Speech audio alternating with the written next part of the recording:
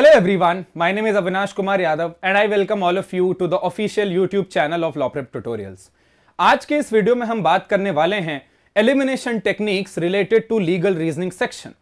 This is one query that I had very frequently been getting from students और उनका ये कहना था कि किस तरीके से हम legal reasoning के questions में irrelevant options को figure out कर सकते हैं.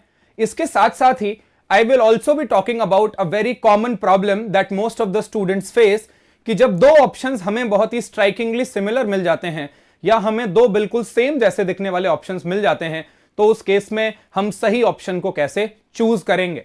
सो this is going to be our theme for this video and we will be talking about approximately 10 techniques जिनके बारे में हम अंडरस्टैंडिंग डेवलप करेंगे.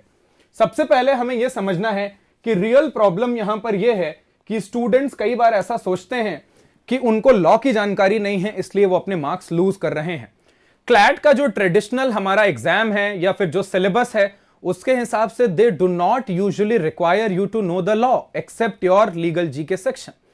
लीगल जीके के क्वेश्चंस को छोड़ करके आपसे कोई ऐसी एक्सपेक्टेशन नहीं होती है कि आपको सारे लॉ की जानकारी हो.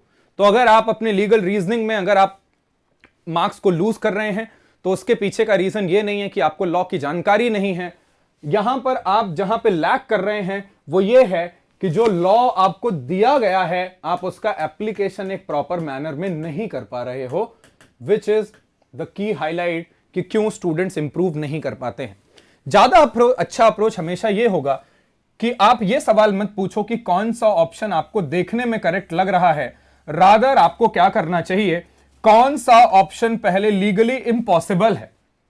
आप इस तरीके से ऑप्शंस को एलिमिनेट कर सकते हो और इसके बाद अगर आपने दो ऑप्शंस इस टेक्निक से एलिमिनेट कर दिए तो फाइनली जिन दो ऑप्शंस के साथ आप बचते हैं आप उनमें इफेक्टिवली डिसाइड कर सकते हैं कि सही आंसर क्या होगा. अब सबसे पहले अगर हम लोग देखें क्या स्किल है जो रिक्वायर्ड है आपके क्लैट के लीगल रीजनिंग सेक्शन में, सबसे पहले तो आपका क्लैट का legal reasoning is not about कितना लॉ या कितना लीगल ट्रिविया आपको याद है या कितने आपको केस के नाम याद हैं, कितने आपको केस के जजमेंट्स याद हैं. ये सारी चीजें रिलेवेंट नहीं हैं. एक एक्सेप्शनल केवियाट है या एक एक्सेप्शनल सिनेरियो है जो मैंने आपको बता दिया, दैट इज लीगल जीके, जहां पर आपको लॉ को याद रखने की रिक्वायरमेंट होती है. रादर आपका जो पूरा क्लैट का एग्जाम है वो इस बारे में है कि कितना एक्यूरेट तरीके से जो लॉ आपको पैसेज में दिया गया है उसको आप क्वेश्चन में अप्लाई कर सकते हो. हेंस हमारा जो सबसे बेसिक रूल है लीगल रीजनिंग का वो क्या कहता है, आपको प्रिंसिपल दिया जाएगा. प्रिंसिपल हम सबको पता है कि हमें कहां दिया जाएगा, पैसेज के अंदर दिया जाएगा, राइट. इसके बाद हमें फैक्ट्स दिए जाएंगे कि क्या हुआ है. जो चीजें फैक्ट्स में दिए जाएंगे वो हमें एज इट इज एक्सेप्ट करनी है कि सही है. तो एक तरीके से ये हमारा एविडेंस हो गया. लॉ हमें पता है, एविडेंस हमें दिया गया है. फाइनली हमें अवॉइड क्या करना है, ऑप्शंस जो कि ट्रैप के फॉर्म में आपको प्रेजेंट किए जाते हैं. एक सही ऑप्शन के अलावा जो बाकी ऑप्शंस होते हैं उनको हम लोग ट्रैप बोल सकते हैं, स्पेसिफिकली अगर वो बहुत ही ज्यादा टेम्पटिंग लगता है. अब फाइनली इन सारे प्रोसेस को हम लोग करने के बाद क्या करते हैं, सही आंसर पर पहुंचते हैं. अगर देखें तो जो सही आंसर होगा वो प्रिंसिपल और फैक्ट दोनों की रिक्वायरमेंट को क्या करेगा, मीट करेगा. अगर कोई ऑप्शन लीगल लग रहा है बट वो प्रिंसिपल के हिसाब से सही नहीं है तो हम उसको सबसे पहले क्या करेंगे, एलिमिनेट कर देंगे. दूसरा, अगर कोई फैक्ट के हिसाब से बात सही लग रही है बट अगर हम देखें तो वो नॉन सपोर्टेड है बाय रीजनिंग और नॉन सपोर्टेड बाय लॉ तो उस केस में भी हम क्या करेंगे, उसको एलिमिनेट कर देंगे. अब अगर देखें सबसे पहले मेथड क्या होता है लीगल रीजनिंग के क्वेश्चंस को सॉल्व करने का, सबसे पहले हम क्या करेंगे, प्रिंसिपल को केयरफुली पढ़ेंगे. ये प्रिंसिपल हमें कहां दिए गए होंगे, पैसेज के अंदर दिए गए होंगे. सो पैसेज में हमें काफी सारी इंफॉर्मेशन दी होती है जिसमें कुछ की लीगली रेलेवेंट इंफॉर्मेशन होती है जो हमें आइडेंटिफाई करनी होती है, जो हमें क्या करती है, हेल्प करती है क्वेश्चंस को सॉल्व करने में. पहले हमें पैसेज पढ़ना है, इन प्रिंसिपल्स को आइडेंटिफाई करने की कोशिश करनी है. इसके बाद प्रिंसिपल को हमें लीगल इंग्रेडिएंट्स में ब्रेक करना है. इसके बारे में हम लोग बात करेंगे. जैसे फॉर एग्जाम्पल आपका थेफ्ट का प्रिंसिपल यह बोलता है कि अगर कोई भी इंसान डिसऑनेस्ट इंटेंशन के साथ मूवेबल प्रॉपर्टी को किसी के पोजेशन से बाहर ले जाता है उनके कंसेंट के बिना और प्रॉपर्टी को मूव करता है तो वो थेफ्ट है। इस केस के अंदर आपसे एक्सपेक्टेशन क्या है कि आप जो लीगल एलिमेंट्स हैं, जैसे सबसे पहला आपका आ जाएगा डिसऑनेस्ट इंटेंट इस केस में, दूसरा जो आपका इस केस के अंदर आ जाएगा वो होगा मूवेबल प्रॉपर्टी, तीसरा जो इस केस के अंदर लीगल एलिमेंट होगा वो क्या होगा, टेकिंग आउट ऑफ पोजेशन, चौथा जो आएगा इसके अंदर वो आएगा विदाउट कंसेंट, एंड पांचवा जो आएगा वो मूविंग आएगा। तो प्रिंसिपल को पढ़ करके किस तरीके से की लीगल एलिमेंट्स को आइडेंटिफाई करना है, यह बहुत नेसेसरी है। इसके बाद फैक्ट्स को हम लोग पढ़ेंगे और एक एक इंग्रेडिएंट के साथ हम क्या करेंगे, चेक करेंगे। मान लो क्वेश्चन आपसे ये पूछ रहा है कि क्या ये थेफ्ट है, तो आप क्या करोगे, पहले ये चेक करोगे क्या डिसऑनेस्ट इंटेंशन है, उसके बाद आप क्या चेक करोगे, क्या मूवेबल प्रॉपर्टी है, उसके बाद आप देखोगे क्या टेकन आउट ऑफ पोजेशन है, चौथा आप देखोगे क्या कंसेंट प्रेजेंट है या फिर नहीं, पांचवा क्या प्रॉपर्टी को मूव किया गया है। अगर आपने इन पांचों पॉइंटर्स को चेक कर लिया है और अगर पांचों पॉइंटर्स सेटिस्फाइड हैं, that basically means that it is theft. अच्छा, इंग्रेडिएंट्स को हमें जब भी आइडेंटिफाई कर रहे हैं प्रिंसिपल से, तो हमें वहां पर एंड या फिर और जैसे वर्ड्स को लेकर के बहुत केयरफुल रहना है, क्योंकि एंड ये इंडिकेट कर रहा है कि हमें सारे एलिमेंट्स प्रेजेंट चाहिए, वहीं पे और हमें ये इंडिकेट कर रहा है कि ये जो ऑप्शंस हैं ये ऑप्शनल भी हो सकते हैं, मतलब इसमें से अगर एक भी प्रेजेंट हो तो अपना काम हो जाएगा। अपने को इसके बाद आंसर को प्रेडिक्ट करना है अपने दिमाग में, और क्या करना है, रॉन्ग आंसर्स जो हैं उनको धीरे धीरे करके एलिमिनेट कर देना है। आइए सबसे पहले प्रैक्टिकली इस सिचुएशन को हम अप्लाई करके देखते हैं। पहली जो टेक्निक है आपकी कह रही है कोई भी ऐसा ऑप्शन जो किसी एक्स्ट्रा कंडीशन को इंपोज करता है हम उसको तुरंत क्या करेंगे, एलिमिनेट कर देंगे। इवन दो जो आपके यहां पर क्वेश्चंस लिखे हैं ये प्रिंसिपल फैक्ट के फॉर्मेट में है, बट ये जो ये प्रिंसिपल होगा आपका ये पैसेज के अंदर ही आपको मिलेगा। हम इस पे एक सेपरेट वीडियो कर सकते हैं कि किस तरीके से पैसेज से लीगली रेलेवेंट इंफॉर्मेशन को निकालना है। अब मानो आपके पैसेज के अंदर ये दिया गया है किसी पर्सन को हम नेग्लिजेंस के लिए रिस्पॉन्सिबल होल्ड कर सकते हैं अगर वो किसी की प्रति ड्यूटी ऑफ केयर ओ करता है, उस ड्यूटी को ब्रीच करता है और ये ब्रीच क्या करता है, डैमेज कॉज करता है।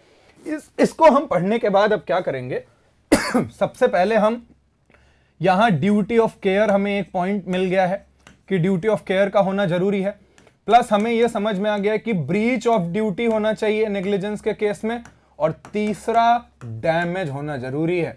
तो इसका मतलब ये प्रिंसिपल हमें तीन चीजें देता है जिनको हमें क्या करना है, ब्रेक करके चेक करना है। क्वेश्चन क्या है क्लास, आर का एक ग्रोसरी स्टोर है, एक मॉर्निंग एक ऑयल की बोतल ब्रेक कर जाती है एंट्रेंस के पास और फ्लोर को स्लिपरी बना देती है। आर नोटिस करता है स्पिल को, लेकिन वो ना उसको साफ करता है ना एक वार्निंग साइन पुट करता है। एस एंटर करता है और ऑयल पर स्लिप करके अपनी आर्म को फ्रैक्चर कर देता है। अब क्वेश्चन आपसे ये पूछना चाह रहा है कि क्या ये नेग्लिजेंस है या फिर नहीं। तो अब देखो हम क्या करेंगे, सबसे पहले हम चेक करेंगे क्या ड्यूटी ऑफ केयर है। क्या आर की ड्यूटी ऑफ केयर होगी कि उसके प्रेमाइसेस में अगर कोई एंटर करे तो वो इंजर ना हो, बिल्कुल। क्या उसने उस ड्यूटी को ब्रीच कर दिया है, बिल्कुल, क्योंकि वो नोटिस करता है उसके बाद भी क्या करता है, वो इग्नोर कर देता है। अब इसकी वजह से क्या डैमेज कॉज हुआ है, बिल्कुल फिजिकल इंजरी कॉज हुई है यहां पे एक पर्सन को।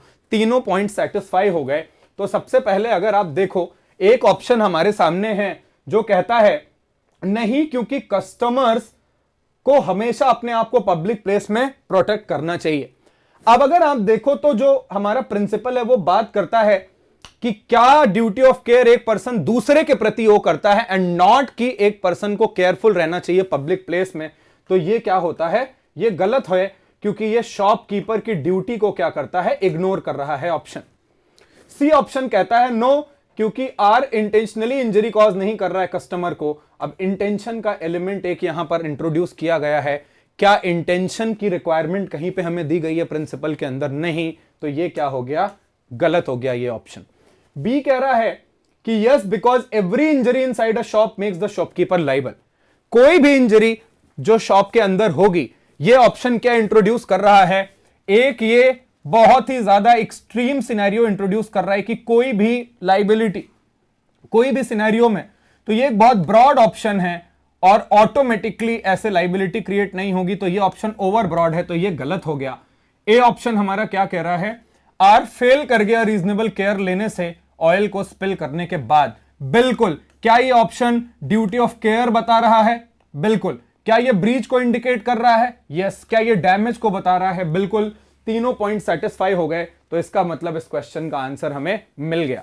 अगला अगर हम लोग बात करें डिफेमेशन के बारे में है। डिफेमेशन कब होता है? जहां पर एक इंसान फॉल्स स्टेटमेंट देता है। तो पहला एलिमेंट क्या हो गया? False statement. दूसरा एलिमेंट क्या होता है?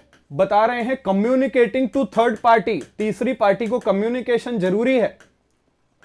और तीसरा हार्म टू रेपुटेशन। हमने क्या करा? हमने सिंपली ब्रेक कर लिया जो भी प्रिंसिपल में एलिमेंट्स थे उनको, और उनको एज इट इज लिख लिया। फैक्ट्स में क्या दिया है? ए बी के साथ गुस्सा है एक बिजनेस अग्रीमेंट के बाद, डिसएग्रीमेंट के बाद। ए लिखता है अपनी पर्सनल नोटबुक में कि बी डिसऑनेस्ट है और उसको ट्रस्ट नहीं किया जा सकता। नोटबुक ए के ड्रॉअर में लॉक्ड है और किसी और को दिखाई नहीं जाती। बाद में बी को इस नोट के बारे में पता चल जाता है। क्या यहां पर फॉल्स स्टेटमेंट है? क्लैरिटी हमें नहीं मिल रही है कि वो डिसऑनेस्ट है, तो ये हम अभी इसके बारे में क्लैरिटी नहीं है कि वो सच में डिसऑनेस्ट है या नहीं। क्या किसी थर्ड पार्टी को ये बात कम्युनिकेट करी गई है? The answer is no. क्यों? सिंपल सी बात है, अगर डायरी में मैंने अगर अपनी किसी चीज को लेकर के अगर रख लिया है लिख करके, तो क्या इसका मतलब है ये है क्या कि वो थर्ड पार्टी के नॉलेज में आ गया है? The answer is no. तो इसका मतलब एक पॉइंट हमारा सेटिस्फाई नहीं हुआ, तो ये डिफेमेशन नहीं होगा। अब ऑप्शन डी क्या कह रहा है? बिजनेस डिस्प्यूट्स में कभी भी डिफेमेशन नहीं हो सकता। यह बहुत ही एक्सट्रीम स्टेटमेंट है और ऐसा कभी भी पॉसिबल नहीं हो सकता, तो ये क्या हो जाता है? गलत हो जाता है। सी क्या कह रहा है? बी की फीलिंग्स हर्ट थी नोट को पढ़ने के बाद। अब ये एकदम एक कंप्लीटली नई बात इंट्रोड्यूस कर रहा है। अगर किसी की फीलिंग हर्ट है सिर्फ इसलिए, तो क्या हम उसको डिफेमेशन के लिए रिस्पॉन्सिबल होल्ड कर सकते हैं? गलत बात है। अगला, no because the statement was not communicated to third party. क्या यह बिल्कुल सही है? क्या जो हमने डिराइव करा लीगली एक्यूरेट है? तो यह सही है। ए क्या कह रहा है? हां, क्योंकि वर्ड्स जो यूज किए गए वो इंसल्टिव और नेगेटिव थे। अब देखो, अगर मान लो हम ये मान भी लें कि वो ऑनेस्ट पर्सन है और इसने उसको बोला कि ये डिसऑनेस्ट है, अगर मान लो ये फॉल्स स्टेटमेंट प्रूव भी हो जाए, तो क्या इससे सारे पॉइंटर्स सेटिस्फाई हो जाएंगे? नहीं। तो ये क्या करता है? थर्ड पार्टी को कम्युनिकेट करने वाले पॉइंट को इग्नोर करता है। इसलिए हम क्या करेंगे? इसको गलत बताएंगे और आगे बढ़ेंगे। इसके बाद हमें क्या करना है? दूसरी टेक्निक ये है कि जो ऑप्शंस एसेंशियल इंग्रेडिएंट्स को इग्नोर करते हैं, एसेंशियल इंग्रेडिएंट्स जो इंग्रेडिएंट्स हम लिख रहे हैं प्रिंसिपल से निकाल करके, हम उनको क्या करेंगे? एलिमिनेट करेंगे। ए कमिट करता है अटेम्प्ट जब उसके पास इंटेंशन है किसी ऑफेंस को कमिट करने का, और वो ऐसा एक्ट कमिट करता है जो close to commission of offence है। ये अटेम्प्ट के बारे में हमें बता रहा है। पहले क्या होना चाहिए? इंटेंशन होना चाहिए, और दूसरा क्या होना चाहिए? सफिशिएंटली क्लोज होना चाहिए एक्ट। क्या होना चाहिए? सफिशिएंटली क्लोज होना चाहिए। किसके? कमीशन के, मतलब फाइनल कमीशन ऑफ क्राइम के बहुत पास होना चाहिए। ए क्या करता है? क्यू को पॉइजन करने के लिए प्लान करता है। पी क्यू को पॉइजन करने के लिए प्लान करता है और एक पॉइजन खरीदता है शॉप से। वो क्या करता है? अपने कबर्ड में और उसको यूज करने का प्लान कर रहा है। डिनर से पहले पी के प्लान को डिस्कवर कर लिया जाता है और पुलिस अरेस्ट कर लेती है, इससे पहले कि वो क्या करता है? क्यू से मिलता है या पॉइजन मिलाता है। क्वेश्चन ये है, क्या ये अटेम्प्ट है? ध्यान से समझना, क्या यहां पर अक्यूज्ड का इंटेंशन था कुछ हार्म कॉज करने का? यस, बिल्कुल सही। बट क्या उसका एक्ट सफिशिएंटली क्लोज है कमीशन के? कमीशन का मतलब यहां क्या है? कि वो पॉइजन मिला करके दे देगा और खाने की वजह से उसकी डेथ हो जाएगी। क्या सफिशिएंटली क्लोज है कमीशन के क्राइम? नहीं, क्योंकि अभी एक स्टेप बचा है, act of mixing the poison in something and delivering it to the victim. तो एक पॉइंट हमें नहीं मिला। देखते हैं ऑप्शंस क्या कह रहे हैं। डी ऑप्शन हमें क्या बता रहा है? डी ऑप्शन हमें बता रहा है नहीं, क्योंकि इंटेंशन इररिलेवेंट है। अटेम्प्ट के ऑफेंसेस में इररिलेवेंट बिल्कुल नहीं है। क्यों? इसने हमारे एक एसेंशियल इंग्रेडिएंट को इग्नोर कर दिया। ये कह रहा है इंटेंशन रिक्वायर्ड ही नहीं है, जबकि हमें इंटेंशन यहां बताया गया है। सी कह रहा है हां, क्योंकि प्रिपरेशन और अटेम्प्ट दोनों सेम होते हैं। अब ये बिल्कुल, ये क्या है? ये लीगली इररिलेवेंट है। ये बोल रहा है किसी क्राइम के लिए प्रिपेयर करना और किसी क्राइम के लिए अटेम्प्ट करना दोनों सेम चीजें हैं, जबकि यहां हमें क्या बताया गया है? जब कोई इंसान एक एक्ट सफिशिएंटली क्लोज लेता है कमीशन ऑफ क्राइम के, तब वो अटेम्प्ट होगा, विच इज डिफरेंट। बी क्या कह रहा है, नहीं, क्योंकि इंटेंशन एग्जिस्ट करता है but sufficient close act absent है। वेरी वेल, ये देखो क्या हमें एसेंशियल इंग्रेडिएंट से आंसर निकल रहा है, क्योंकि इंटेंशन है लेकिन सफिशिएंटली क्लोज नहीं है एक्ट, तो ये सही हुआ। ए कह रहा है यस, क्योंकि पॉइजन खरीदना क्रिमिनल इंटेंशन शो करता है। चलो अगर क्रिमिनल इंटेंशन शो भी करता है तो इससे सेकंड पॉइंट सेटिस्फाई कैसे हुआ, ये भी एक एसेंशियल एलिमेंट को इग्नोर कर रहा है, इसका मतलब ये ऑप्शन क्या हो जाएगा क्लास, गलत हो जाएगा। तीसरी टेक्निक के बारे में हम लोग बात करते हैं, थोड़ा समझते हैं। तीसरी टेक्निक ऐसी कहती है कि एक ऐसा ऑप्शन जो मॉरली या इमोशनली हमें बड़ा अट्रैक्टिव लग रहा है, जो हमें अपनी तरफ अट्रैक्ट करने की कोशिश कर रहा है कि हाँ ये ऑप्शन सही है क्योंकि सुनने में, देखने में और समझने में अच्छा लग रहा है ये ऑप्शन, बट लीगली सपोर्टेड नहीं है, मतलब लॉ के हिसाब से सपोर्टेड नहीं है। प्रिंसिपल कहता है एक माइनर के साथ अग्रीमेंट वॉइड है और वो माइनर के अगेंस्ट इन्फोर्स नहीं कराया जा सकता। प्रिंसिपल हमें ये बता रहा है कि एक माइनर के साथ किए हुए कॉन्ट्रैक्ट की कोई भी लीगल एग्जिस्टेंस नहीं होती और माइनर के अगेंस्ट हम उसको इन्फोर्स नहीं करा सकते। फैक्ट्स क्या हैं देखिए, आर जो 17 साल का है, अब इससे पहले इसको ब्रेक डाउन कर लेते हैं। ब्रेक डाउन हम क्या करेंगे, माइनर के साथ अग्रीमेंट क्या होता है, वॉइड, पहली बात बताई गई है, प्लस अनइन्फोर्सिएबल, मतलब वो इन्फोर्स भी नहीं किया जा सकता। दो बातें बताई गई। आर की एज 17 साल है, जो अपना मोबाइल फोन एस को बेचना चाहता है 20,000 में। एस फुल अमाउंट पे करता है एडवांस में, बाद में आर रिफ्यूज कर देता है फोन डिलीवर करने के लिए। एस आर्ग्यू करता है कि आर मैच्योर लग रहा था देखने में और उसने पैसे को अपनी मर्जी से एक्सेप्ट किया था। क्वेश्चन ये है, क्या एस इस माइनर के अगेंस्ट कॉन्ट्रैक्ट को इन्फोर्स करा सकता है? प्रिंसिपल हमें क्या बता रहा है, माइनर के साथ कॉन्ट्रैक्ट वॉइड होता है और इनफोर्स अनइन्फोर्सिएबल होता है, मतलब इन्फोर्स नहीं करा सकते आप। क्या ये माइनर है क्लास? यस। तो क्या ये दोनों कंडीशंस यहां अप्लाई होंगी? बिल्कुल। ऑप्शंस देखते हैं हम लोग। एक ऑप्शन है नो, क्योंकि सारे अग्रीमेंट जो फोन के सेल को लेकर के हैं वो वॉइड है। तो ये तो चलो बहुत ही एक्सट्रीम है, इसको हमने डायरेक्टली एलिमिनेट कर दिया कि ये बहुत ही फालतू बात कर रहा है। सी कह रहा है यस, क्योंकि मैच्योरिटी जो है वो अग्रीमेंट को वैलिड बना देती है। अब आप देखो ये किस तरीके से आपके दिमाग में गिल्ट फैक्टर को इंट्रोड्यूस करेगा कि भाई ये तो बहुत ही मैच्योर लग रहा था देखने में, इसका मतलब वो समझदार होगा, तो वो गलत फायदा उठा लेगा इस केस के अंदर अगर उसके अगेंस्ट कॉन्ट्रैक्ट को इन्फोर्स नहीं कराया जा सकता तो। बट ये लीगली हमें जो इंफॉर्मेशन दी गई है उसके हिसाब से क्या है, गलत है। सी कह रहा है नहीं, क्योंकि अग्रीमेंट आर के साथ वॉइड है माइनॉरिटी की वजह से। इज इट रिलेटेड टू कि माइनर है और वॉइड है? बिल्कुल सही बात है। अब ए क्या कह रहा है, हां क्योंकि आर ने मनी एक्सेप्ट किया क्लियर प्रॉमिस करने के बाद। अब ये भी ऑप्शन एक बहुत ही मॉरली अट्रैक्टिव ऑप्शन है कि भाई आपने किसी को प्रॉमिस कर दिया और उसके बाद आपने उससे पैसे भी ले लिए, फिर आप अपना पार्ट परफॉर्म नहीं कर रहे हो। सुनने में ये कितना बुरा लग रहा है, बट क्या ये लीगली सपोर्टेड है? नहीं है, तो इसलिए ये क्या हो जाता है, गलत हो जाता है क्लास। टेक्निक नंबर 4 के बारे में बात करते हैं। ये कह रही है ऐसे ऑप्शंस हमें एलिमिनेट करने की कोशिश करनी चाहिए जो एक्सट्रीम लैंग्वेज यूज करते हैं। इसमें क्या होगा, एनी, ऑटोमेटिकली, ऑलवेज, इस टाइप के ऑप्शंस हमें देखने को मिलेंगे। अभी प्रिंसिपल क्या कह रहा है, एक इंसान को रीजनेबल फोर्स यूज करने का राइट है अपनी सेल्फ डिफेंस में जहां पर एक इमिनेंट थ्रेट है अनलॉफुल हार्म का। रिक्वायरमेंट क्या है क्लास, सेल्फ डिफेंस कब वैलिड माना जाएगा, जब रीजनेबल फोर्स होगा। अपने को यह बताया गया है रीजनेबल फोर्स प्लस क्या होना चाहिए, इमिनेंट थ्रेट होना चाहिए। रीजनेबल फोर्स के साथ साथ क्या होना चाहिए, इमिनेंट थ्रेट होना चाहिए।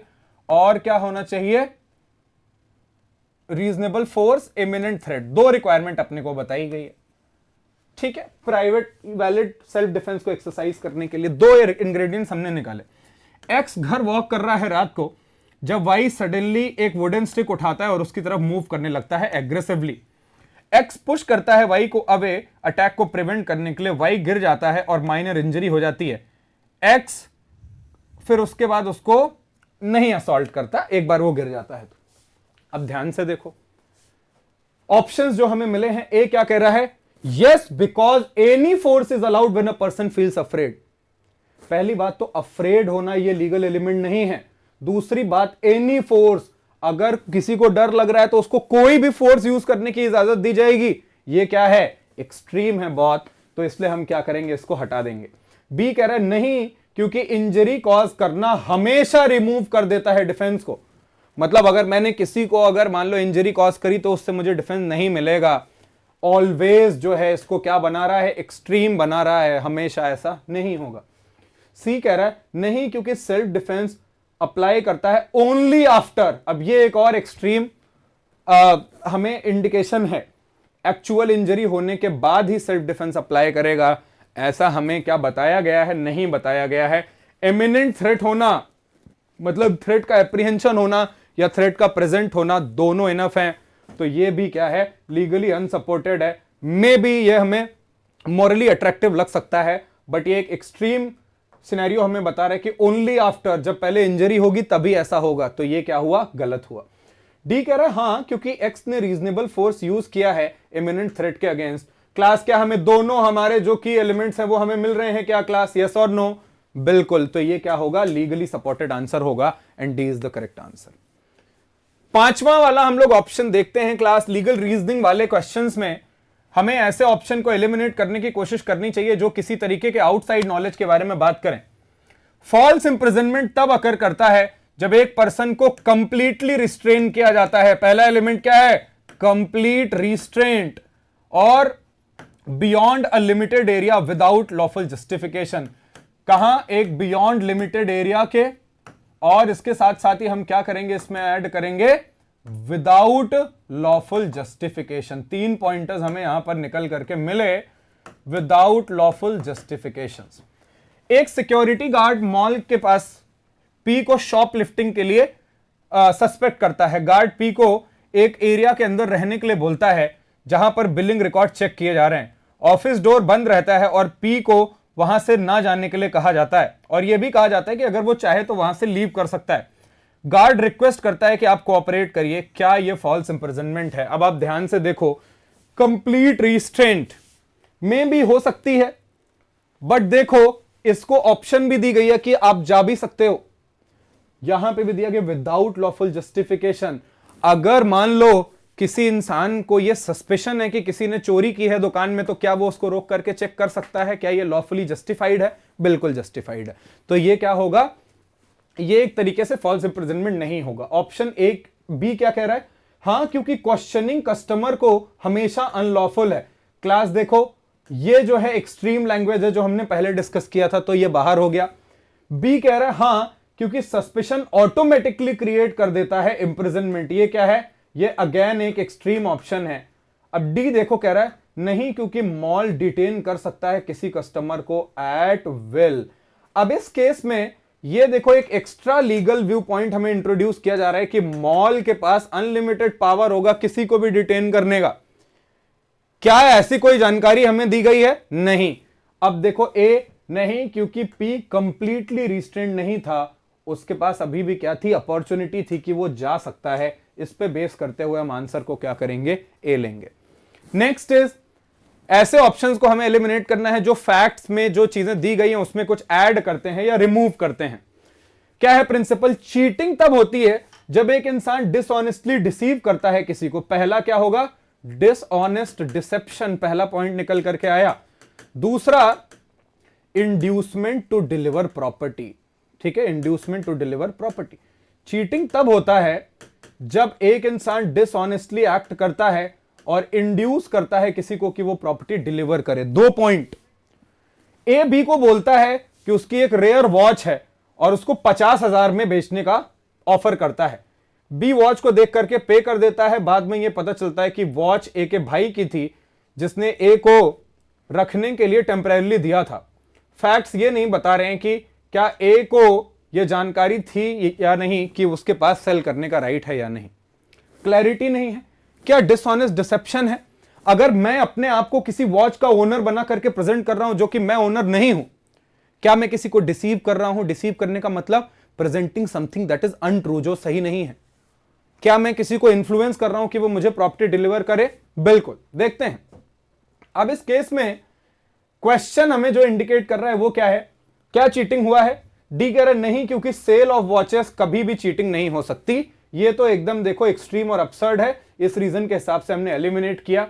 ए कह रहा है हां, क्योंकि बी ने मनी पे किया ए के स्टेटमेंट को बिलीव करने के बाद। ये सिर्फ पेमेंट का एक ऑप्शन यहां पर क्या कर रहा है, इंक्लूड कर रहा है, बट डिसऑनेस्ट डिसेप्शन के बारे में कुछ बोल नहीं रहा है कि डिसेप्शन हुआ या फिर नहीं हुआ।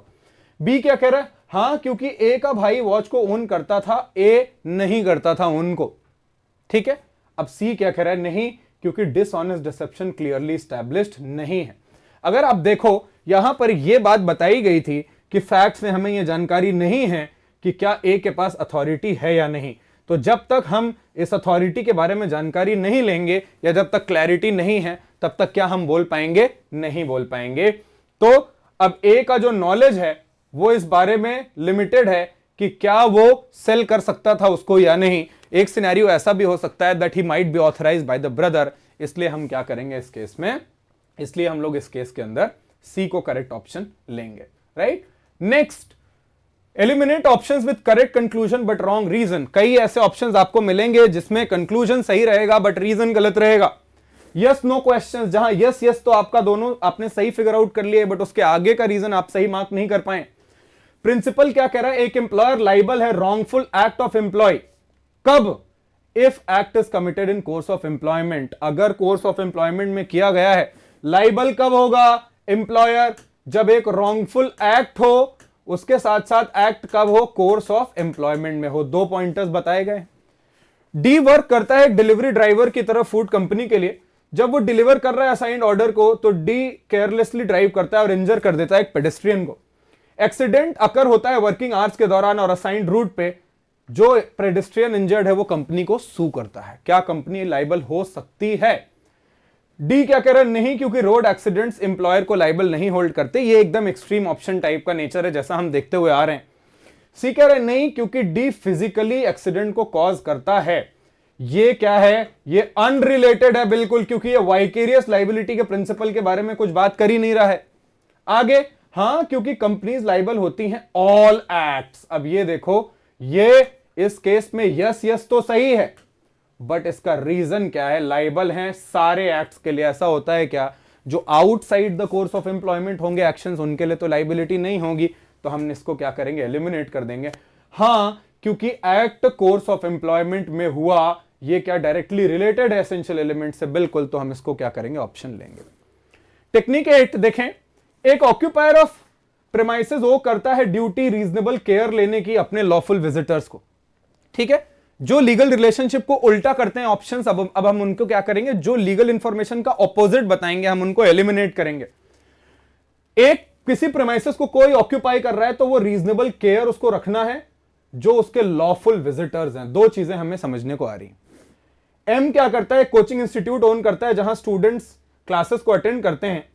एक स्टेयरकेस वहां टूट गया है कई दिनों से, एम को इसके बारे में जानकारी है बट वो स्टूडेंट्स को वार्न भी नहीं करता और रिपेयर भी नहीं करता। एक स्टूडेंट स्टेयरकेस को यूज करता है और गिर जाता है और इंजर हो जाता है। क्या एन की इंजरी के लिए रिस्पॉन्सिबिलिटी है? नहीं, क्योंकि स्टूडेंट्स इंस्टीट्यूट अपने रिस्क पे एंटर करते हैं। ये क्या कर रहा है, लीगल रिलेशनशिप को रिवर्स कर रहा है। अभी हमको प्रिंसिपल बता रहा है कि ये ऑक्यूपायर ऑफ प्रेमाइसेस की रिस्पॉन्सिबिलिटी होगी, ये उल्टा ही बता रहा है। ये बोल रहा है कि जो आ रहा है उसको देखना चाहिए, ये बिल्कुल ऑपोजिट है, इसलिए ये गलत है। सी कह रहा है नहीं क्योंकि एन को अवॉइड करना चाहिए स्टेयरकेस इंटायरली। ये भी क्या कर रहा है, रिवर्स कर रहा है, रिस्पॉन्सिबिलिटी दूसरे पार्टी पर ही डाल दे रहा है। डी कह रहा है हां क्योंकि हर इंजरी प्रेमाइसेस में स्ट्रिक्ट लाइबिलिटी क्रिएट करती है। एवरी इंजरी जो ये टर्म है ये क्या करता है, इसको एक्सट्रीम बना देता है। क्यों? क्योंकि एवरी इंजरी नहीं, जहां पर लॉफुल विजिटर होगा, प्रिंसिपल बोल रहा है सिर्फ वहीं होगी। तो सही आंसर क्या हुआ, हां क्योंकि एम रीजनेबल केयर नहीं लेता है अपने विजिटर के लिए, इसलिए उसकी रिस्पॉन्सिबिलिटी होगी। Technique 9 is saying missing fact. अगर कोई फैक्ट मिसिंग रह गया है, जैसे पब्लिक न्यूसेंस कब होगा, जब एक एक्ट कॉमन इंजरी कॉज करेगा, कई लोगों को डेंजर कॉज करेगा या अनॉयंस कॉज करेगा पब्लिक को in general. Or loud music play करता है अपने घर पे प्राइवेट सेलिब्रेशन के दौरान। उसका नेबर एस कंप्लेन करता है कि साउंड उसको डिस्टर्ब कर रहा था 2 घंटे से।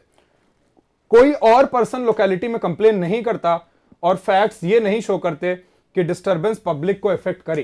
क्या जरूरी है common injury, danger and annoyance to public?